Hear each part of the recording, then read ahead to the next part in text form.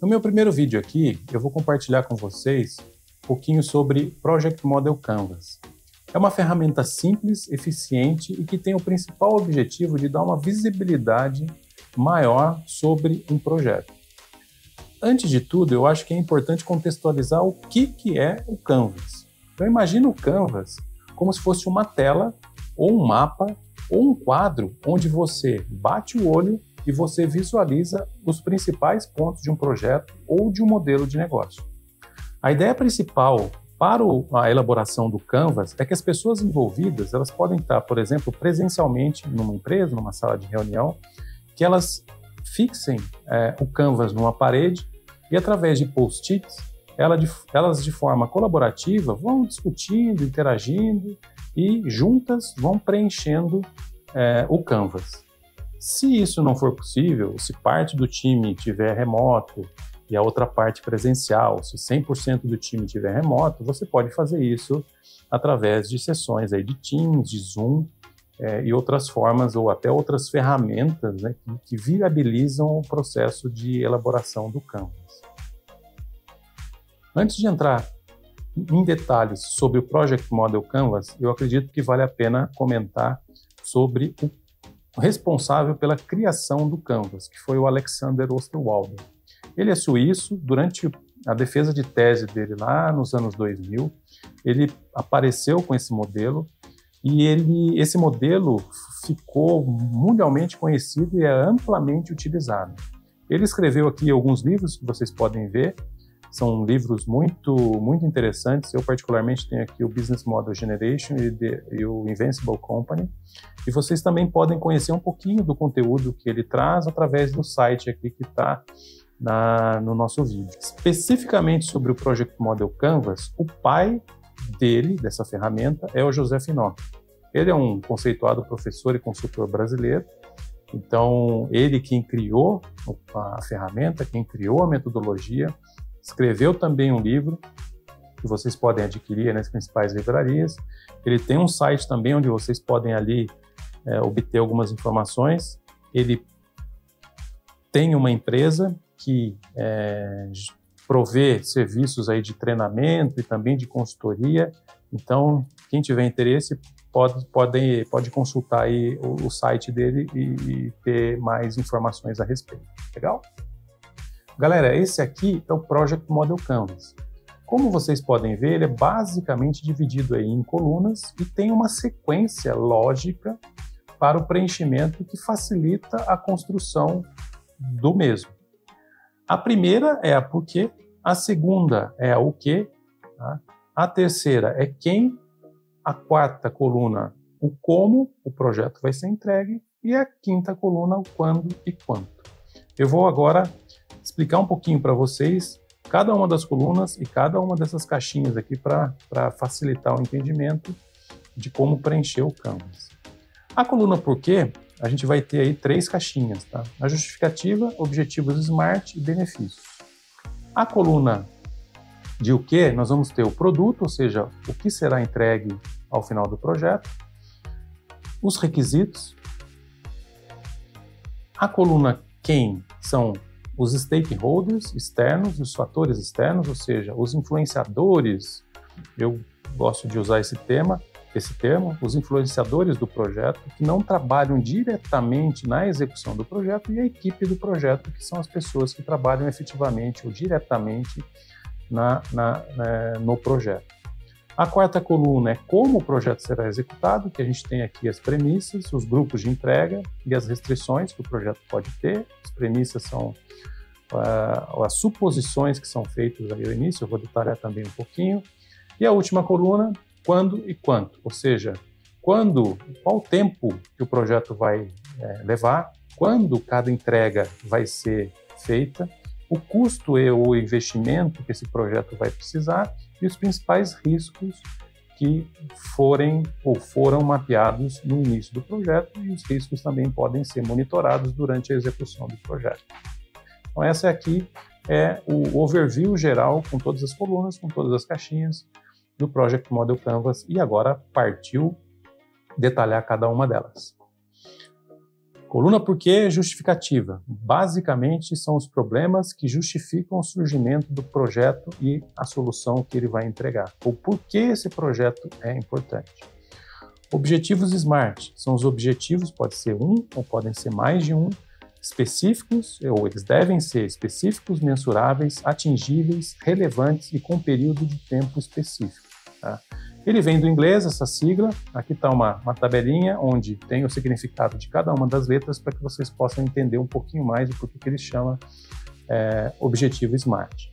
Terceira caixinha, benefícios, ou seja, olhando para o futuro, ao final da entrega do projeto, quais são as vantagens ou os benefícios que o projeto vai trazer para um departamento, para uma empresa ou até mesmo para uma pessoa. Na segunda coluna de o que, a gente tem produto e requisitos. Produto é a solução desejada ou esperada ou o resultado final do projeto. Pode ser um ou podem ser mais de um produto. Também pode ser um serviço. Tá? Requisitos são as características, segundo o cliente, que são fundamentais para que a entrega do produto agregue valor para um departamento, um cliente, enfim. Terceira coluna, quem? Stakeholders externos e fatores externos. Os stakeholders são as pessoas que, como eu disse anteriormente, não trabalham diretamente na execução do projeto, porém são pessoas que têm um envolvimento no projeto e que podem influenciar de forma positiva ou negativa o andamento do projeto.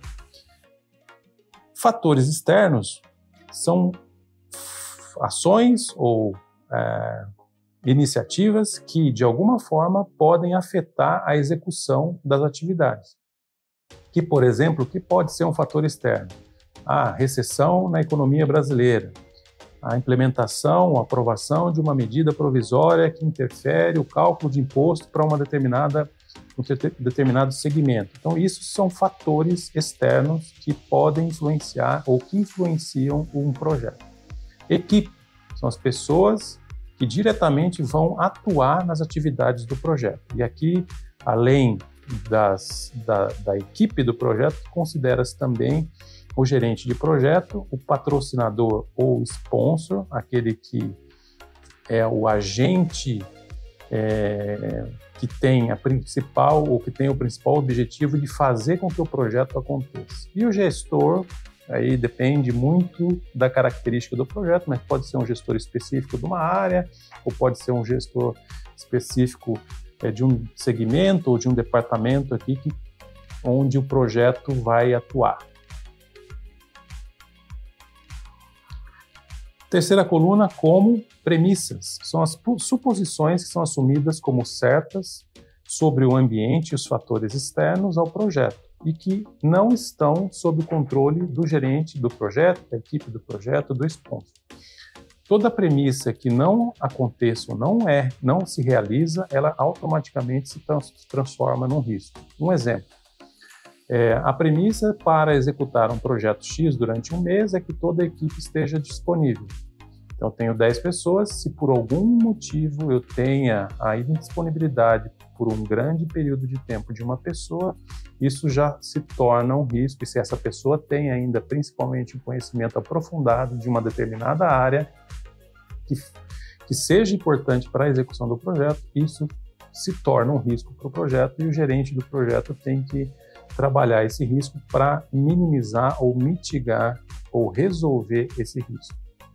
Terceira caixinha, grupo de entregas, são os componentes concretos, mensuráveis e tangíveis que serão gerados ao longo da execução do projeto, e as restrições são as limitações, seja de qualquer natureza e origem, que impactam no desenvolvimento do trabalho da equipe. Um exemplo, o horário de trabalho das 8 às 5, um orçamento de R$500 mil, são restrições que o projeto tem e que precisam ser estabelecidas e respeitadas.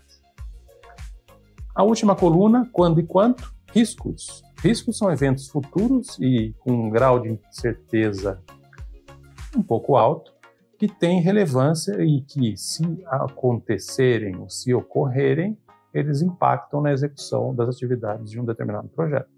Nessa etapa, a gente identifica quais são, analisa e responde ou procura uma solução para resolver o risco ou minimizar o impacto que esse risco possa causar durante o período de tempo. Tá?